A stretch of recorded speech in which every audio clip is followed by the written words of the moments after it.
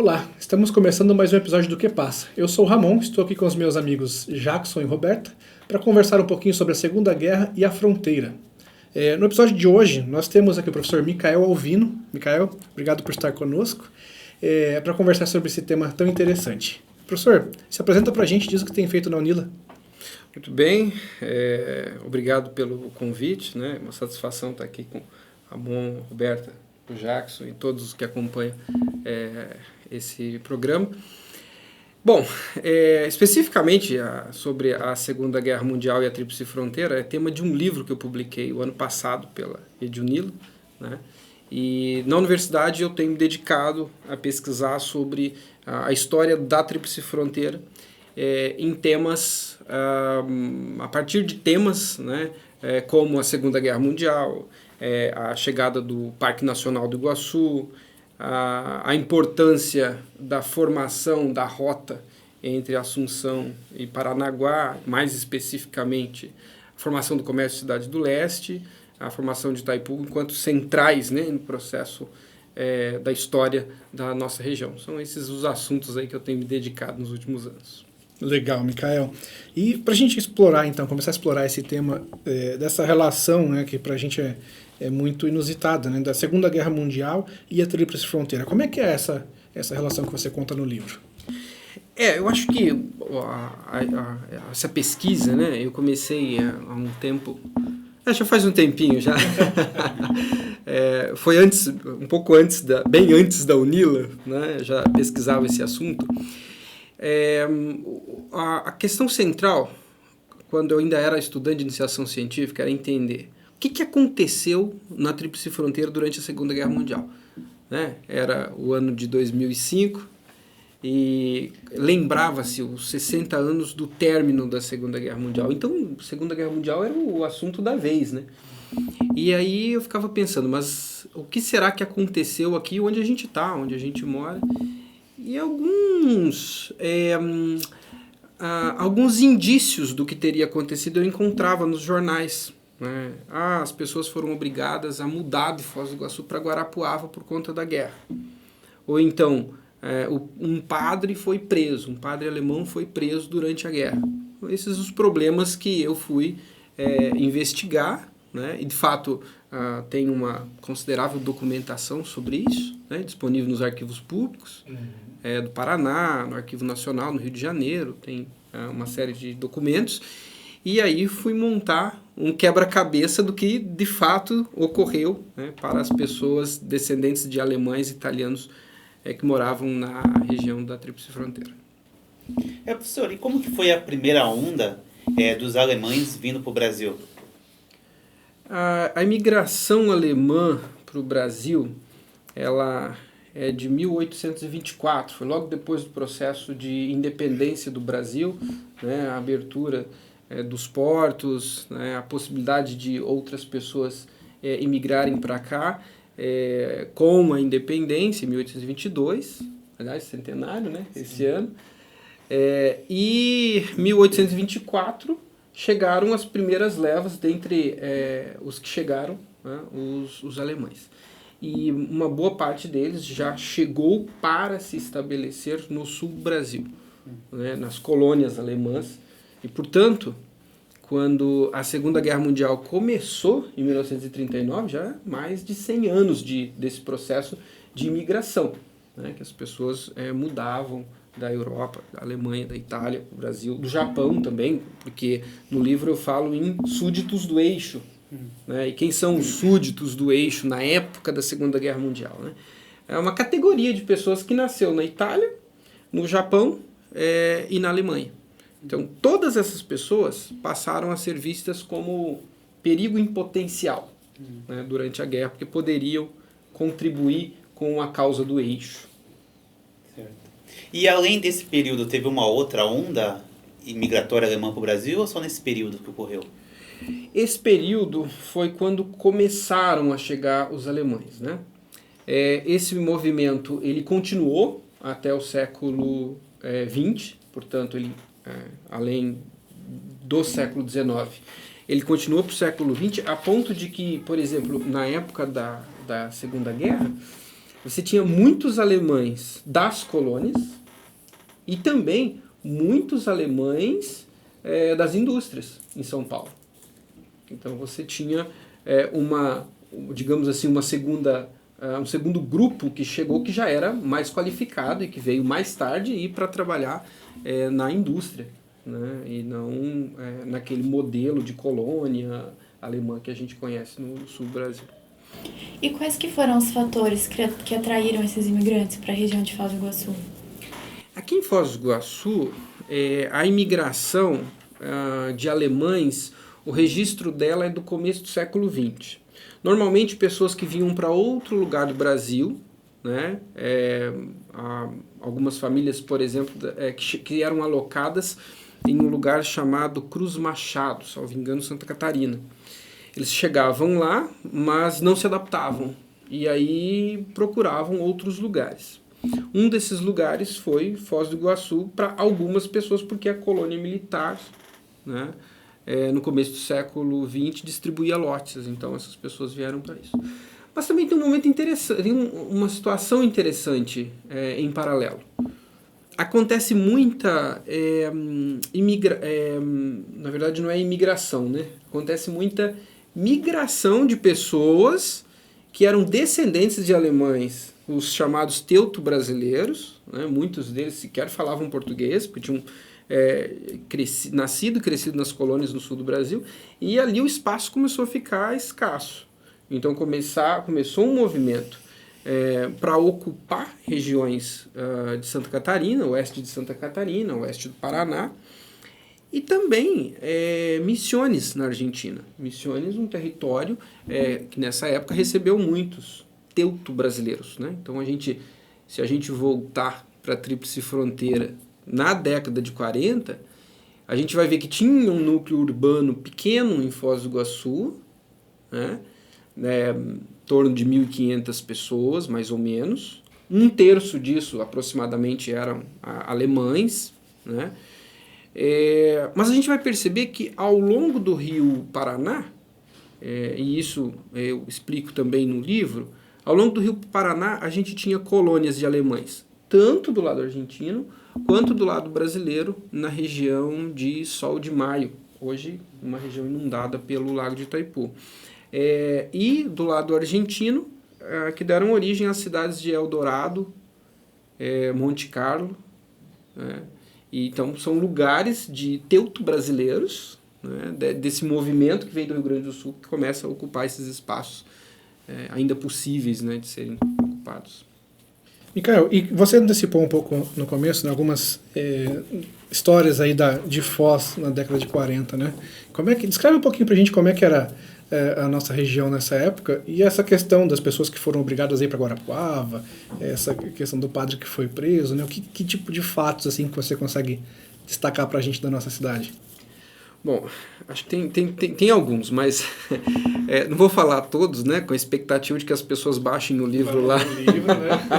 No site da editora da Unila, né, que, aliás, gratuito, né, em formato digital. Mas vamos lá, acho que alguns dá para adiantar aqui. Eu chamei no livro de um movimento de retirada de súditos do eixo. Esse movimento ele foi coordenado pela Polícia Civil do Paraná. Na época, a Delegacia Regional de Foz do Iguaçu, que também tinha atribuições de DOPS, né, a chamada Delegacia de Ordem Política e Social. Uhum. E qual foi a ordem, né, que a DOPS recebeu? Todas as pessoas que se enquadrassem nessa categoria de súditos do eixo deveriam estar a uma distância segura da fronteira. E aí, nós tínhamos em torno de um terço das pessoas em Foz do Iguaçu, talvez. Os dados dessa época de população não são muito exatos, mas eu estimo aí que um terço da população era de origem alemã. E aí essas pessoas foram obrigadas, né, de um dia para o outro, em outubro de 1942, as pessoas foram obrigadas a entrar em um caminhão, ou subir numa carroça, ou, dependendo das condições, e ir para Guarapuava, porque ali seria a distância segura. Uhum. Isso foi um processo muito traumático, porque famílias, né, eu me lembro de uma família que entrevistei, que tinha uma criança com necessidades especiais que fizeram uma viagem numa carroça que durou em torno de 30 dias. Então, lembrando que a estrada era uma estrada de chão, de muito difícil... alguns lugares, dependendo do momento, quando chovia muito, ficava intransponível. Então, uma dificuldade tremenda para essas pessoas, de uma hora para outra, saírem da cidade. Por quê? Apenas por terem nascido na Alemanha. Né? Então, esse é um ponto que eu trato no livro, a partir tanto de documentos da polícia, quanto de entrevista que eu fiz com pessoas que viveram, né, esse período quando eram crianças. Acho que tem outras situações que eu chamo de vigilância, né, que foi quando a polícia atua de uma outra forma, que foi por meio de investigação de alguma situação pontual. Por exemplo, o padre Manuel Koiner, ele era o responsável, o monsenhor responsável pela prelazia, né, de Foz do Iguaçu, e ele foi preso, acusado de ter material de guerra dentro da igreja. E isso, uma investigação preliminar, né, revelou que o material era de guerra. Imagine, nós estamos falando de Segunda Guerra Mundial. Existia espionagem real. A história, né, os investigadores, as agências de inteligência, tem fartas documentações e comprovações de que houve uma espionagem real por parte dos nazistas na América do Sul. E com que objetivo? Bom, objetivos diversos, mas o objetivo final, a causa alemã, nazista. Então, diziam que o padre, preliminarmente, a apuração indicou que o padre ele tinha material de guerra dentro da igreja. E isso foi para Curitiba, abriu um processo e tal. E no fim das contas, concluiu-se, muito embora isso se arrastou ao longo de 3 anos na justiça até o padre ser inocentado, concluiu-se que aquele material era um material deixado por uma comissão da Áustria, na verdade um nobre, o Karl Albrecht von Habsburg, que esteve aqui na região em 1937. E sobre isso, eu até queria já aproveitar e dar um spoiler aqui. Esse é o motivo, esse é o meu próximo projeto de pesquisa, estou trabalhando nisso, por sinal, e já tenho algumas descobertas interessantes. Esse arquiduque, né, alguém da nobreza, né, aliás, a Segunda Guerra Mundial começou no território no qual ele atuava, na Polônia. Ele era um polonês por opção, né, e ele, inclusive, lutou na Segunda Guerra Mundial, depois que saiu daqui, voltou para lá, lutou, acabou sendo preso e torturado pela Gestapo. Enfim, ele tem uma história nesse sentido. E o Karl Albrecht, quando esteve aqui, esteve com uma comissão grande. Eles tinham em torno de 6 pessoas altamente qualificadas, eram médicos, advogados. Ele chegou num avião particular, estou falando de 1937. Né? E o objetivo era fazer um reconhecimento de território para fundar uma colônia. Ainda não está bem claro se é uma colônia da Áustria, uma colônia dos Habsburgos, né? Na América do Sul, mais especificamente no Paraguai. E eles fizeram a amizade com os padres aqui, porque é interessante a gente pensar essas relações da história da Europa. Os Habsburgo, a dinastia dos Habsburgo, sempre foi muito próxima da Igreja Católica. O último imperador sacro romano, aliás, o título de imperador sacro romano estava dentro da casa dos Habsburgos, quer dizer, né, nós estamos falando da elite da nobreza. E ele deixou esses caixotes na igreja e disse aos padres que retornaria no ano seguinte para continuar a missão de reconhecimento, até instalar uma colônia na América do Sul e tal. E aí o que aconteceu? Ele voltou em 37, novembro de 37. Em 38, o Hitler anexou a Áustria, né, e logo na sequência, em 39, no território dele, a propósito, iniciou a invasão da Polônia, né, e, portanto, oficialmente começou a Segunda Guerra Mundial. Ele nunca mais retornou para cá. Fecho parênteses e volto ao padre Manuel Koiner. esses caixotes estavam na igreja, tinha uma outra finalidade, tinha uma outra história com esses caixotes, mas ele foi preso e acusado disso, condenado pelo Tribunal de Segurança Nacional, uma condenação que foi depois revogada, mas depois de 3 anos de rolar de processo. Esse foi o caso do padre. Bom, desculpa que eu não deixo as pessoas falarem, né? E no fim das contas, eram armas que tinham nos caixotes? Eram armas, mas não eram armas de guerra. Entende? Vamos lá, a gente precisa... É que a gente precisa entender o contexto. Quando você vai fazer uma missão no meio da floresta tropical da América do Sul, naturalmente você tem material de laboratório, você tem armas, você tem uma série de coisas que você traz junto. Né? Então fazia parte do contexto. Então, olha a ironia.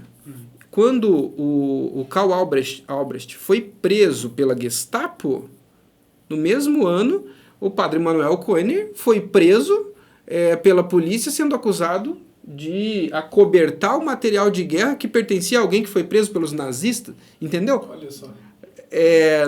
De fato não bate. Certo. Né? De fato não bate.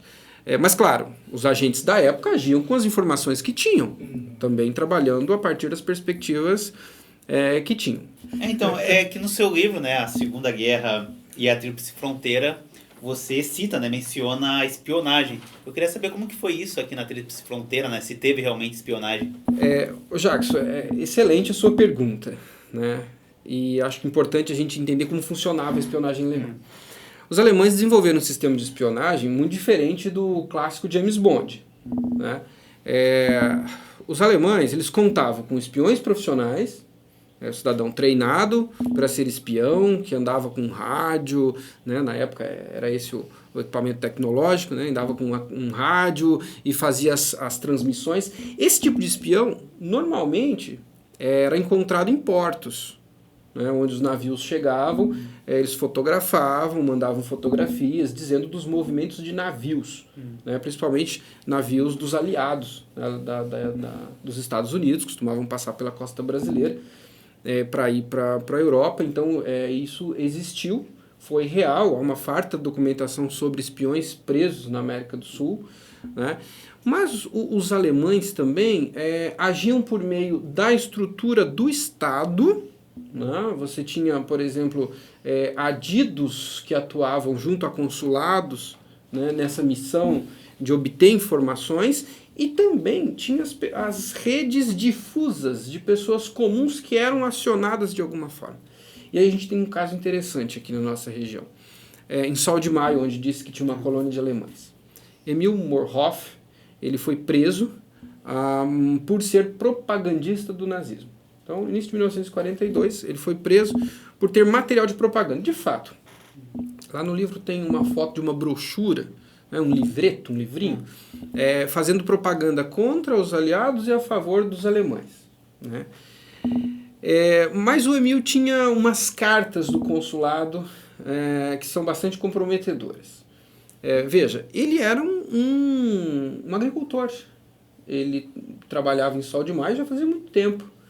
Porém, ele era um dos poucos que sabiam ler lá naquela região, e o consulado, em um determinado momento, antes do nazismo, na década de 20 ainda, o consulado o chamou para prestar serviços para ajudar outros compatriotas. Então, o Ramon precisa de uma certidão de nascimento, eu vou intermediar isso, eu vou dizer para o Ramon o que ele precisa apresentar.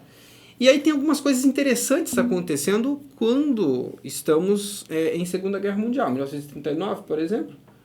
O consulado da Alemanha em Curitiba manda uma carta para o Emil e pergunta assim: favor informar o nome da empresa, da companhia que está construindo a estrada entre Curitiba e Foz do Iguaçu, Laranjeiras e Foz do Iguaçu, uma coisa assim. E pede resposta rápida via avião. Então, assim, olhando o ofício, aparentemente isso é desconexo. Mas para espionagem, isso tudo faz parte de um mosaico. Pode ser que alguém, por alguma razão, precisasse daquela informação. Não há registro de que o Emil tenha respondido isso. Muito provavelmente ele não respondeu. Outra coisa, para comprovar que ele não tinha treinamento de espião, ele guardou esse material. Né? Qualquer espião minimamente treinado teria consumido com o material. Então, o mais próximo de espionagem que nós tivemos foi o caso dele, né? A gente associa isso a partir de perguntas, dessas perguntas do consulado. Então ele era mais um informante que um espião em si. Nesse sentido ele era chamado na burocracia, o nome era homem de confiança. Ele não ganhava nada para isso. Era voluntário. Ele fazia uma atuação junto ao consulado de coisas que não tinham nada a ver com a guerra e durante a guerra fizeram algumas perguntas chaves para ele. Entende? E aí, nesse caso, a gente não tem a resposta. E tem um outro dado interessante que as pesquisas revelaram, né? Não eram só os alemães que estavam interessados em saber da estrada de Foz do Iguaçu, de Curitiba para Foz do Iguaçu. Os americanos também. Né? Os americanos têm documentos que dizem, documentos da década de 40 também, 1943, salvo engano, que diz que aquele equipamento de guerra, aquele equipamento de infraestrutura, que veio para o Brasil construir aeroportos, enfim, durante a guerra, né, para o apoio aos aliados, ficaria no Brasil, e aí tem um oficial de alto escalão que recomenda que seja usado na construção de uma estrada entre Curitiba e Foz do Iguaçu. Os objetivos eram diferentes. Os objetivos dos americanos eram diminuir a influência da Argentina. E nisso era um objetivo que convergia com o Brasil. O Brasil também tinha esse interesse aqui na região. Né? Tanto que foi na década de 40 que o Brasil começou a se aproximar do Paraguai, né? Que na década seguinte transformaria totalmente, essa aproximação transformaria totalmente a história aqui da América do Sul, né? E da nossa região em particular. E, professor, sobre aquela migração forçada que o senhor citou, dos alemães, italianos, quais que foram os impactos aqui para a região com essa movimentação das pessoas? Pelo menos 2 impactos foram sentidos. Né? Um primeiro, tem muitos registros da final da década de 30, início da década de 40, que condiciona o mercado local, os produtos agrícolas, a uma forte produção de alemães. Então, consequentemente, essas pessoas, não estando mais na cidade, deve ter se gerado um aumento de preços, né? Deve ter se aumentado a demanda, aliás, a procura, né, por produtos, diminuído a produção e, consequentemente, isso algum desequilíbrio causou. E a outra situação foi uma migração ou imigração permanente. Muitas dessas pessoas voltaram, tanto que eu entrevistei algumas famílias, mas outras não. Então, pessoas que estavam estabelecidas na cidade saíram para outro lugar e não mais voltaram. Também houve um movimento de imigração para a Argentina, né, porque coisas de fronteira. Né? Ao mesmo tempo que o Brasil, por fazer parte dos aliados, e por ter que fazer uma vigilância aos súditos do eixo, como a Argentina praticamente não rompeu relações com a Alemanha, exceto, né, no finalzinho da guerra, de forma quase proforme, né, os alemães na Argentina viviam tranquilamente, inclusive aqui do lado, em Porto Iguaçu. Não teriam, das colônias de Monte Carlo, Eldorado, por exemplo, não há registro de que tiveram algum problema com as autoridades. Né? Então, muitos desta região, numa época que a dependência desta região ao lado argentino era muito grande, muitos simplesmente passaram para o lado argentino, se fixaram e não mais voltaram. Legal. E nessa trajetória, né, nesse esquema de saírem do seu país e virem aqui para a América do Sul, né, por que tantos nazistas vieram para cá? Né? A gente tem como exemplo aí o Joseph Mengele, como um grande nome. Ramon, uma excelente pergunta. Veja, tanto no Brasil quanto na Argentina, né, em outros países da América do Sul, sempre houve, no âmbito dos governos, pessoas que tivessem simpatias com os fascismos, né, em geral, e com o nazismo em particular. E, consequentemente, né, essa simpatia facilitou depois, né, do término do conflito, que pessoas ingressassem, né, sem ter o devido cuidado, ou pelo menos o cuidado que outros países tiveram né, em relação à entrada de pessoas no pós-guerra, de pessoas que pudessem ter algum comprometimento com o regime, pudessem ser levadas a tribunais. Né? Então, certamente, esse foi um dos motivos pelos quais os alemães do pós-guerra, os nazistas do pós-guerra, né, acabaram em um número considerável imigrando para a América do Sul. Legal. Professor, e a história do Hitler na Argentina é real ou é fake? Olha, não há provas contundentes para refutar que o Hitler tenha morrido, né, tenha cometido suicídio no término da Segunda Guerra Mundial. Há, sim, argumentos nesse sentido, pessoas que defendem, volta e meia defendem uma coisa ou outra, mas assim, há um consenso estabelecido que ainda não foi refutado. Né? Então, no momento, ainda segue a compreensão de que o Hitler, de fato, morreu ao término da Segunda Guerra Mundial. Legal, Micael. Agradecemos muito a tua participação aqui, sempre trazendo informações interessantes sobre nossa região. Aí, para quem quiser conhecer mais, né, acessar o site da nossa editora e buscar também o livro, aí que tem todas essas histórias aí contadas aí com todo cuidado, né? É isso aí. Obrigado, Ramon, Roberta, Jackson, pela oportunidade, né? É sempre um prazer estar aqui com vocês e falar do livro, enfim, e das coisas que a gente vem fazendo, né? E pesquisando aí sobre a nossa história, né? Maravilha, Micael. Obrigadão. Muito bem.